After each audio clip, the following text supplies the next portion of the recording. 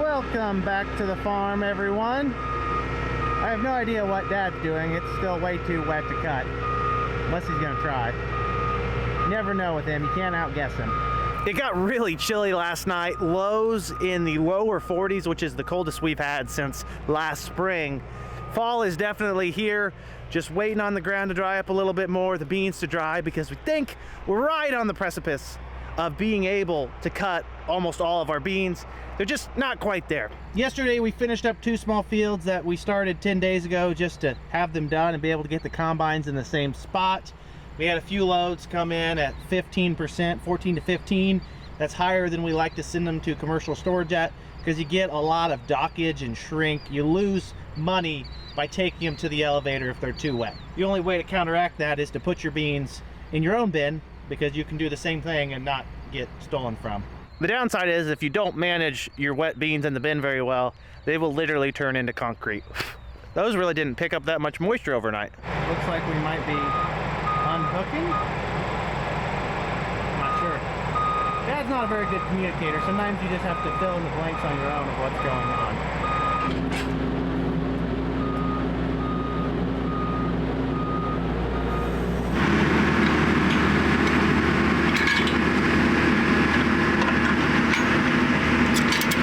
We tried this bean field yesterday evening, theoretically at the driest point in the day, like 6 o'clock, and they were running 14 to 17 according to Dad. There's a lot of areas in this field with water damage. Almost half this field probably has water damage if we're being realistic. It doesn't look like the areas with the water damage have matured evenly with the rest of the field, so we're gonna have one heck of a time trying to blend these beans out. Instead of pulling our hair out trying to do so, we're just gonna move to a different field and try to make something else work today.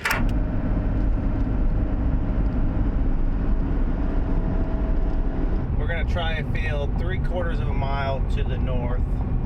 Different variety, similar planting date, different soil, less water damage. Maybe they'll go today. It's hard guessing with these soybeans. They're all over the place. I came first to block traffic on the overpass because you can't really fit a combine in a car over the top of some of those at the same time. Now we're leapfrogging so Dad can get backed in and I can pull by to hook up the head. A little bit of dew on the ground this morning. It's not as much as I was expecting for how cool it got last night. I'm sure these beans are still a little too wet. We're gonna find out. You can smell oil in the air this morning.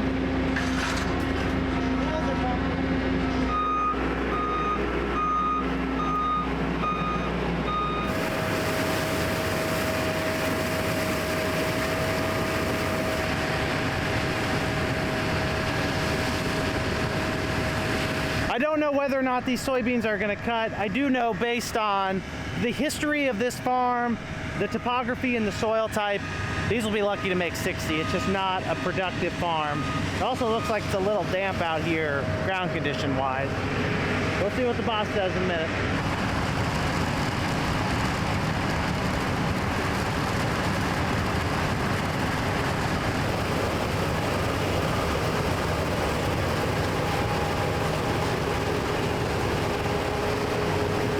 At least someone's making money off the oil wells. It's not us, because the oil rights are separated from these farms decades ago, prior to my dad even buying them. It's the way a lot of them are, unless they're still with the original family. Oil and land usually don't run together. Sometimes they do stay attached. Most of the time, people give up the farmland but keep the oil revenue. In this particular area, southern side of Coles County here in Illinois, we're on the glacial moraine. A lot of the farms that still have oil wells on them are not productive dirt. I think there's some kind of correlation between glacial activity, maybe it's even prior to glacial activity, that ended up with oil deposits in this area that also happens to be terrible farm ground. You go south of here, you get good ground for a little bit because of all the outwash from the glaciers. Some of the good sediment landed south, like we have all that water damage where we moved the combine from. And you go north another mile, you also end up in phenomenal farm ground. There's just a channel across here, maybe 3 to 4 miles wide from north to south, where the ground is rolling, a lot of erosion concerns, and of course, not super fertile because it just all washed away before our time. Don't blame tillage, blame God. He's the one who made the glaciers come through here.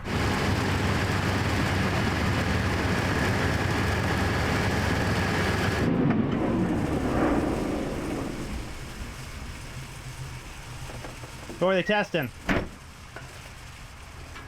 14 to 16. Looks like we're gonna need roughly 2 hours or so to try cutting those beans. Usually when there's still moisture on the grass, it's not a good sign that the beans are ready to cut. We've got clear skies, sunshine, supposed to warm up this afternoon. Maybe we can get something done today. Just another day of hurrying up and waiting. Seems like there's always a project to work on. As long as it's not mowing the yard, I don't mind doing it. We've got a bridge crossing that's settling a little bit.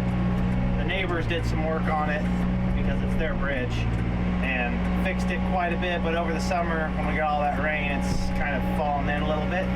So I'm gonna go try to patch it.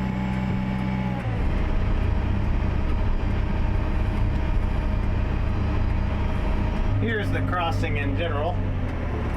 You can see it's just a big culvert with dirt on top of it. We're gonna try and level it out a little bit, make it nicer so you don't have to close your eyes when you cross it. Probably gonna have to dig some out of the ditch to actually have enough to finish this project. Much better. I think this will do at least for this fall. I was a little concerned after I brought my one measly load of dirt because it needed way more than one dirt. I tried digging out on our side with the soybeans on both sides. I wasn't in a spot to really grab dirt and pile it. I called the neighbors and asked if I could use their dirt pile that there's a little run there that goes to, and fortunately they said yes. It is technically their bridge, so I can see why they would say yes. They didn't have to say yes. Regardless, it was nice of them to let us use their dirt. It's like when someone gives you their credit card. You gotta try and be responsible. I only used about 4 or 5 buckets, and that was good ditch clean out dirt. That would have been nice on someone's yard, or who knows what they use it for. 11, 12, 13, 14, 15 boot steps. So that ought to do a combine, I think, especially if they close their eyes when they go across. Back in the shed. It looked like Dad was cutting a sample with the other combine down the road. Don't know what he's up to. Sometimes I'd rather not know. Jeff's so stressed out he's mowing his yard right now. That's what harvest will do to you. Drive you crazy enough to mow for fun. Harvest and life can be stressful sometimes. I found 2 of the best things you can do to counteract that is to get a full night's rest, which is hard at times, and eat nutritious meals. That's especially challenging during the busy season of harvest and planting, and really every season of life. But thanks to the sponsor of today's video, Factor, it doesn't have to be that difficult. This fall, you've got a lot going on outside of the kitchen. Keep your plans and turn to Factor. They deliver fresh, nutritious, chef-prepared meals that are ready to eat in just 2 minutes. Whether you're managing calories, maximizing your protein intake, or simply trying to eat more balanced, Factor has the meals that will meet all of your wellness goals. You can choose from a variety of meal preferences, and they take just a couple of minutes to cook. It's quick, it's easy, and it's certainly tasty. Today's meal of choice is the queso fundido with ground beef and cauliflower, rice, and roasted peppers. Yep, no surprise, it's good. I couldn't have made this, especially not in 2 minutes. Maybe with 5 years of culinary school, 6-year victory lap, I could probably get close to this. Here's the point where I sell you on Factor if you're on the fence. I've already noted that it tastes good. There's no lie there. It's cost effective, cheaper than takeout, and it's nutritious.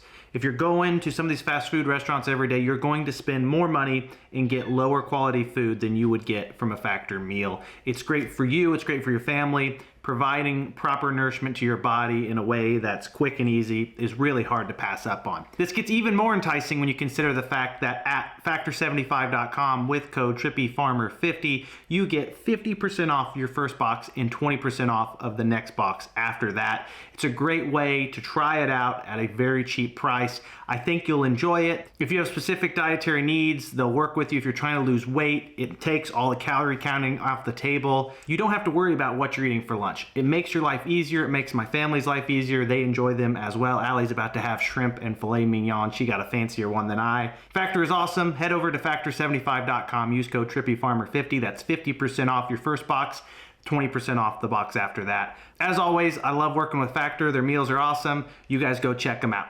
All right, dogs. Back to the grindstone, as they say. Maybe we can cut beans now. No comment? Dogs, a few words, the way I like them.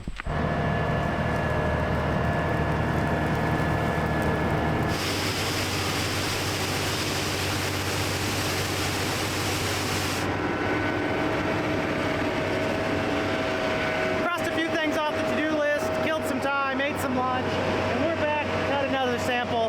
The up-offs up the road said their beans are running 13 and a half.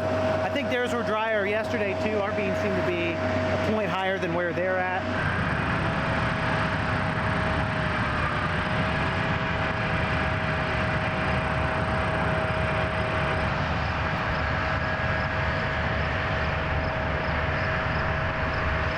Dad was dumping off the wet beans from earlier. I'm gonna go ahead and put those on the truck, and then we should have a bunch of dry ones to complement them.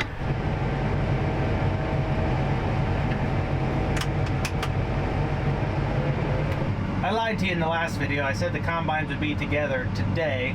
They would have if we would have been cutting here where we started this morning.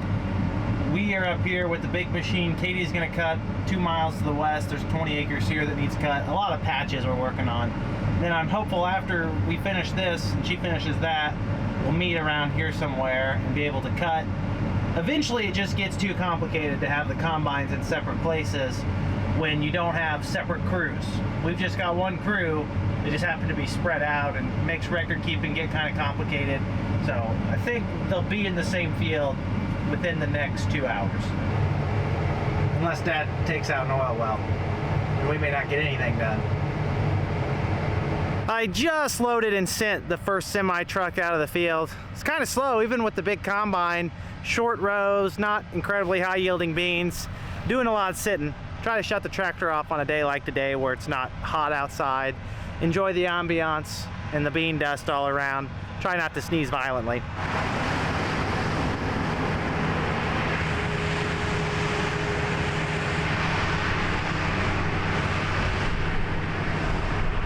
It's never really a great sign when you're cutting soybeans that fast. Slower often means better, most of the time. Not all the time. Sometimes if they're wet and hard to cut, you gotta slow down. Usually the speed of the combine is indicative of the yield. And it certainly appears like he's going faster than normal. Or maybe he's in a hurry. Could be that too. This bigger draper is getting across some entrances and other fields. 15 foot wider than the smaller one makes a huge difference for trying to not move to a new field out of hooking. Unless you're Dad, he just drives wherever he wants. Jeff said the elevator in Neoga's crazy today, so we're switching it up, going north to Reunited at Cole Station. Their bit's better anyways. I don't know why we're not hauling there in the first place.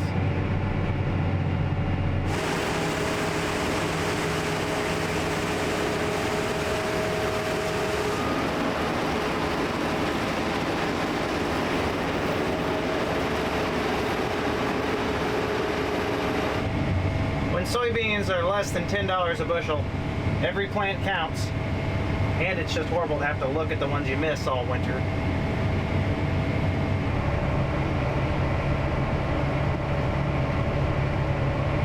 I think these beans are yielding slightly better than I expected, which is always a good thing.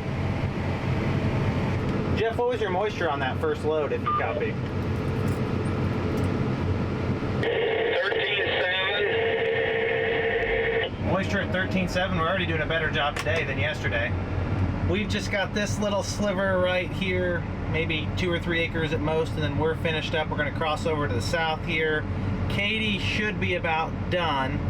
Looks like she lacks 2 rounds there, and then she'll be joining us in this same field over here. Hopefully get another 90, 100 acres cut today. It's hard to get a lot done with soybeans when you're cutting small patches. You got to move a lot, and you can't even start till afternoon because they're not dry enough. It always amazes me how good soybeans are at germinating in very inconvenient spots. I'm also going to take these off because they're equally amazing at smelling horrifically when they rot. Look at the length on these things. That thing emerged 4 inches to get some sunlight. Holy cow. Oh, yep, there's the smell. I knew it was there somewhere. Pretty good sample of beans, really. A few pods, a few green beans. You're never gonna have a spotless sample. We'll take it, because if it weighs, it pays. As long as the moisture's right. Dad's got a couple of rounds left, and he's gonna cross the road to the south. Got 45 acres plus just across. This 37-acre field had 2 different varieties on it. They weren't side by side. We just planted till we were out of one and loaded with the other. The start of it was Pioneer 37A18s. It's a 3.7 enlist bean they've had for a year or two now. And we finished with those Don Mario 3756Es. That's a 3.7 we've been planting for 4 or 5 years now. Those Don Mario beans, I don't know if it's the South American genetics, their ability to withstand stress, they're really impressive. That's a wrap on that field, and I think Katie's about done too. So combines will be in the same area very shortly. It's kind of funny how short that auger looks because the draper's so wide.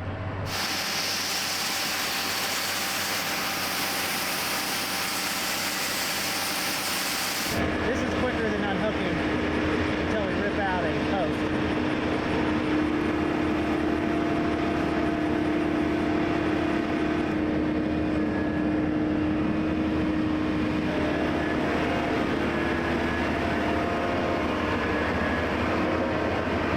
Based on that journey, I'd say it's a good thing we got the 45-foot head and not the 51, because we wouldn't have been able to make it through those signs without knocking one over. Saved us 10 minutes of work maybe by not having to unhook. Does add a little bit of risk. Sometimes you gotta kind of evaluate those decisions. There really wasn't much of a gamble. The cart's close to the next field. I'm gonna move the pickup over. With what I have on the scales, according to LibreCart, these beans on some pretty marginal soil made right under 66 bushels an acre. Yes, there'll be a little bit of shrink in there. I don't know if it'll be a bushel or two. So they made 64, 65. That's at least 10% higher than I was expecting based on how these beans look. They really did not look great all year. Given the productivity of this farm, it's honestly one of our worst farms, making 64, 65, 66, whatever. That's pretty good. Could they have been better? Yes. We have grown better beans on this field before. We also had much better growing season, weather conditions, climate those years.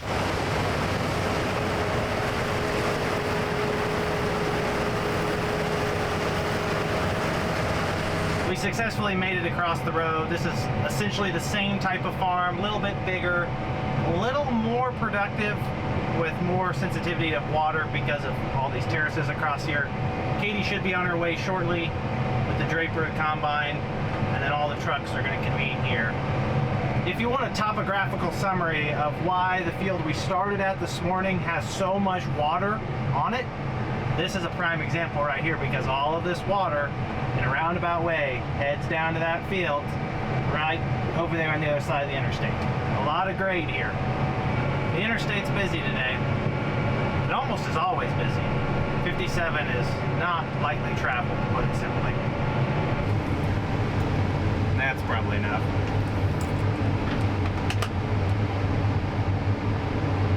Waiting on a truck to dump my first load. Looks like Katie's finished up on this small field. I imagine she's unhooking her head and she'll be over here shortly, so we better get this truck out of the way. It's 13. What did he say? He said it was 13. Okay, 6 foot. Here comes the cavalry. We're finally reunited. Those ones had a little green in them. It's amazing how the water damage spots are wetter. Where you can pull straight out with it, Jeff. Right next to that electric pole headed north and south. He's not talking to me. I think when the water hurts the soybean plants, they don't mature correctly, and that's why you get this unevenness. You get some of these green beans while the rest of the field is mature and dry. Just got to deal with it. The only solution is more tile or less rain, or an even combination of the two.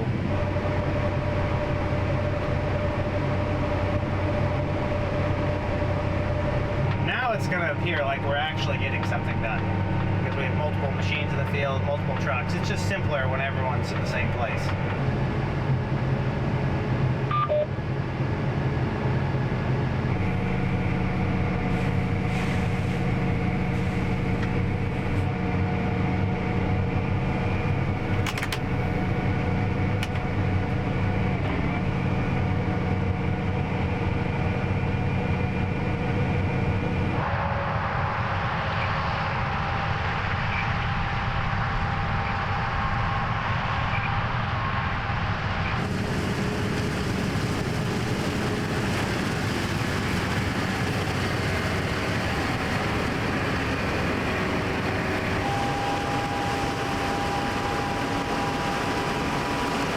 today's the first day of deer season, bow hunting here in Illinois. I don't partake, but I know some of you probably do. The property line is somewhere in the trees. I know the deer have been eating our beans, or the trees have been stealing our yield, or probably both, actually.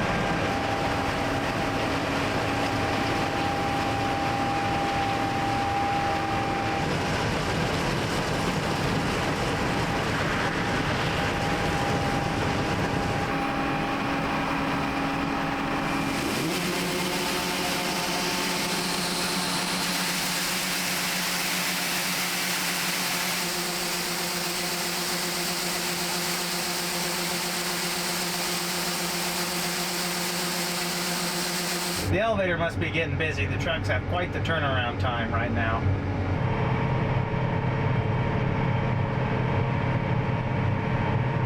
We're just about finished here. May catch the trucks before we're done.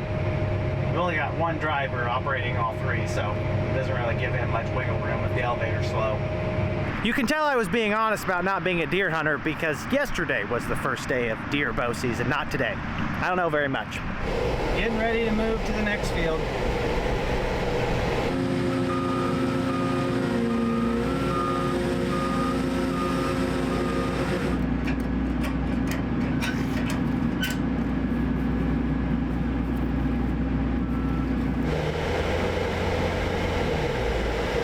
This is hardly enough truck for this draper.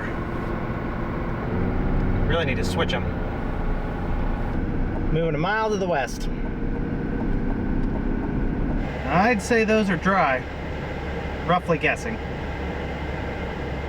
This separator alarm is just insult to injury after you accidentally run a rock into the head. I think just honked at him for 5 minutes.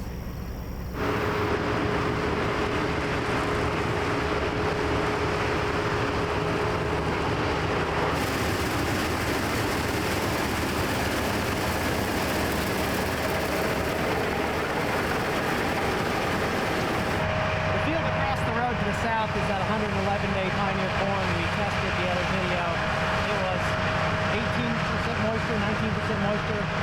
It should dry quite a bit by the time we get to it. We got at least 7 or 8 days of cutting beans before we think about corn. And that's if it doesn't rain or something major breaks down.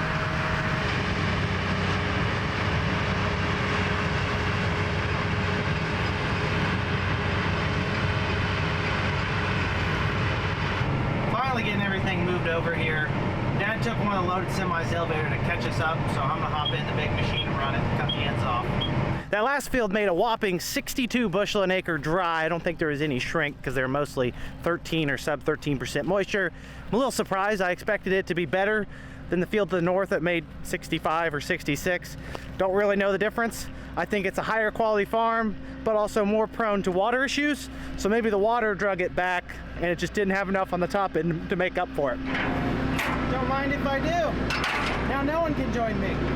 Greeted by an error code. I should probably see what that is. I even remember how to do that. System Diagnostic Center? No? Oh yeah.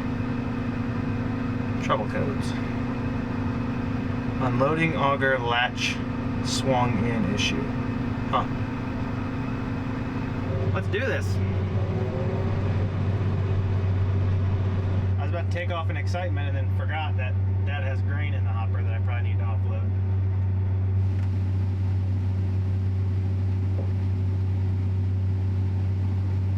Either someone's cutting over there or dust is traveling that far. Nope, no, I definitely see dust. It's either our neighbor Boswell, could be Uphoffs, could be my grandpa and uncle, I don't know. They're all that direction at some point in time, maybe not right now. I'd say we've got maybe an hour before the beans get tough, if not less time.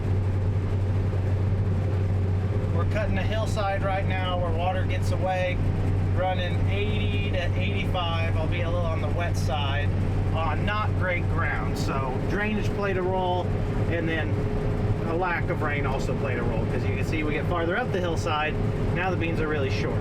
I bet you've heard me say something similar a million times by now this harvest. Rain matters.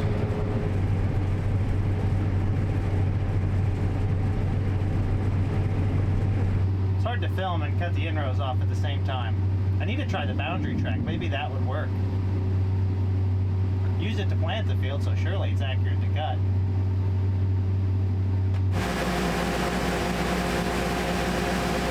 Yeah, I drive trucks, run the cart, run the combine, but no, I do not do birthday parties, so don't ask.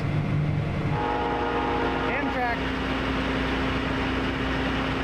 I thought that was going to be a cool CN train I could show train guy, but just a measly Amtrak. Don't know how they even stay in business.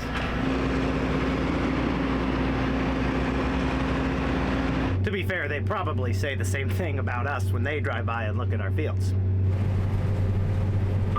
Boundary track is guiding me. It's a little bit all over the place.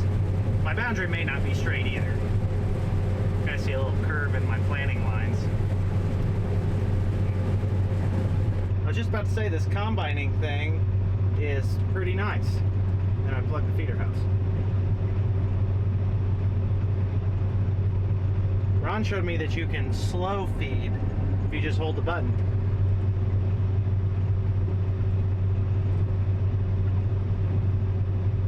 It makes sense to do it this way, but I prefer to just violently launch it in.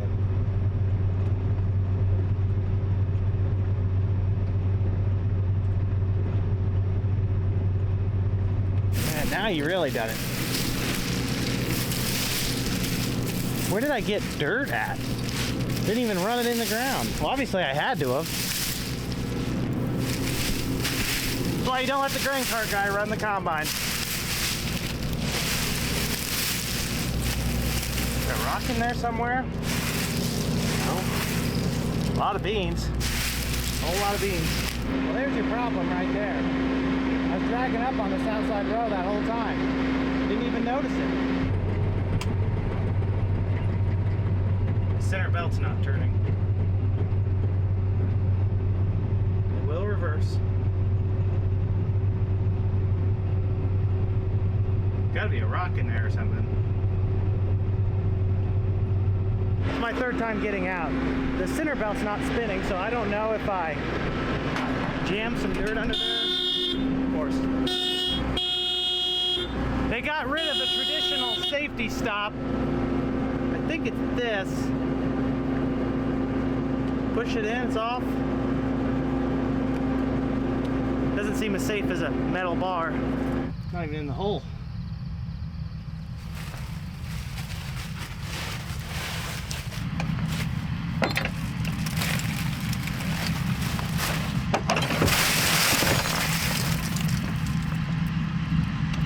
Nothing in there that should keep it from running.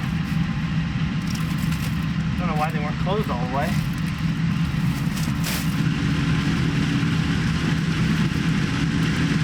Running it with it open.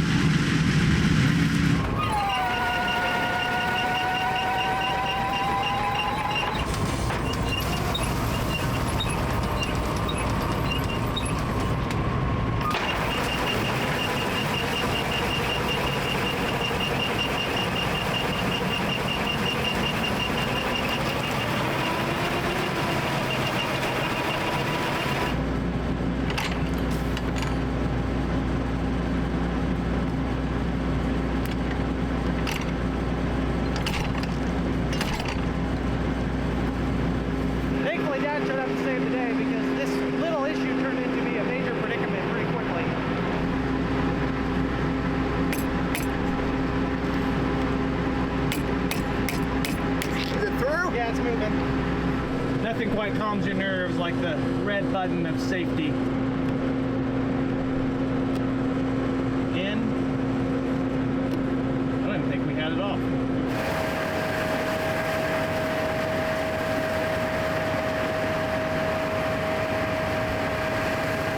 Oh, jeez. Talk about slowing us down.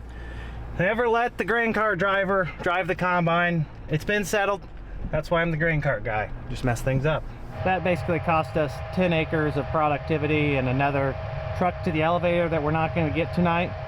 It's not that big of a deal, just lost time. You got to be careful. You got a 45-foot draper. That's a lot to keep track of, and obviously I am not qualified to keep track of that much. It's not really my fault. The Dixie Chicks were on the radio. Thank goodness that thing doesn't have massaging heated seats, or we would have been in the neighbor's cornfield pretty quick. I was doing pretty good so far, not getting dirty today, but after that ordeal, I may need a shower tonight or in the morning. Probably tonight, so I don't sneeze all night. We've got 3 empty trucks lined up to load at 65 bushel an acre, just guessing, I don't know. That's about 40 acres worth of beans. We've already sent 1 load, and I've got room for the rest on the cart, so we could finish this field. With how damp the air feels already, it's cooling off. I'm afraid it's going to get too tough once the sun completely sets for us to finish. This one ought to have a little bit better test weight, you know, with the dirt in it and all. I'm just kidding, not very much dirt should have actually made it into the hopper. I really have no guess how much longer we'll be able to cut. 7 o'clock, sun's almost completely past the horizon, if not below that. A little bit of twilight left. Beans usually don't like to cut much after that unless there's a good breeze. Based on how the dust is just hanging around over the field, I don't think there's a breeze either. Look at that sky. Magnificent.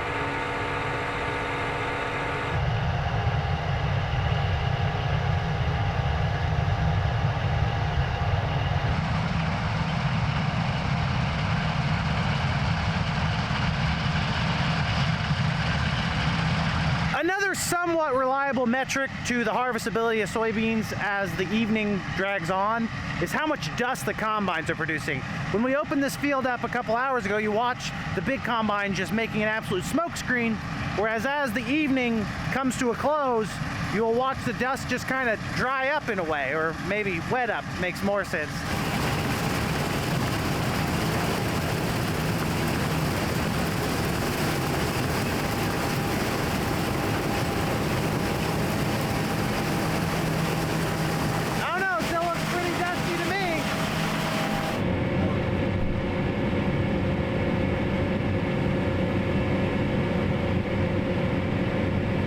It's not a good thing that I plugged the head. It is good that I had to get under there and look to see that that door was cracked open, because we could be losing beans out of there. Probably not a ton, enough to add up over time. I don't know if it fell open on its own or if the latching system's broken. There is a secondary pin that kind of holds that in place. So it wasn't completely open, just shouldn't have any play in it like it did.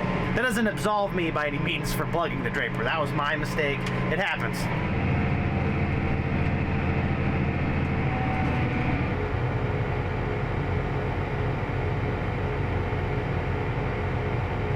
Oh, that draper's got the glow-in-the-dark tips. Just what we needed. Katie's got a bit of a row of shame here.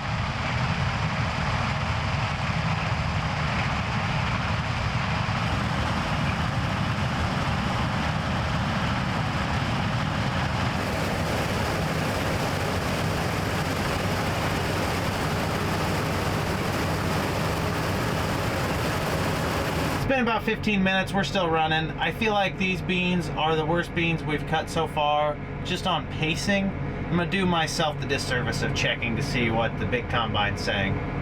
61, that's right, that's not bad. You can't look at this shared one because that has Katie's combine on it, and the yield monitor on that combine's horrible. Could be right, I'm hoping it's closer to 61. Dad's machine's actually been fairly accurate across the field. Have they picked up moisture at all? 11%. It's finally that time. Quitting time. It's the latest we've worked by far so far this harvest. First time the weather's really allowed us to run hard. Yeah, we probably would have finished 30 minutes ago if someone didn't plug the draper. Don't know who that would have been. I walked outside to get that truck started and tarped, and look at all that moisture on the grass. It's crazy that we were able to run this late. Pull that in a little more. With what I have on the cart right now, including everything that we've cut in this field, these beans are our worst field today and total. That may even be over the last couple of years. I'd have to look at my records. They made 56. Yep. I'm not making excuses for us. It's a low organic matter, poor soil farm. Just again, didn't get the right weather. I try arguing with people. Just because I'm from the area I'm from doesn't mean that everything we farm is phenomenal 100 bushel an acre ground. We've got some stuff that definitely is not great. It doesn't really matter, still good enough to run through the combine. I wonder if a field like this would benefit from cover crops or trying something different than our standard operating procedure, because what we've done out here has not worked. Speaking of not working, that's what I'm about to go do. I'm taking off for the night. Appreciate you all tuning in. Hope to catch you in the next one. Peace!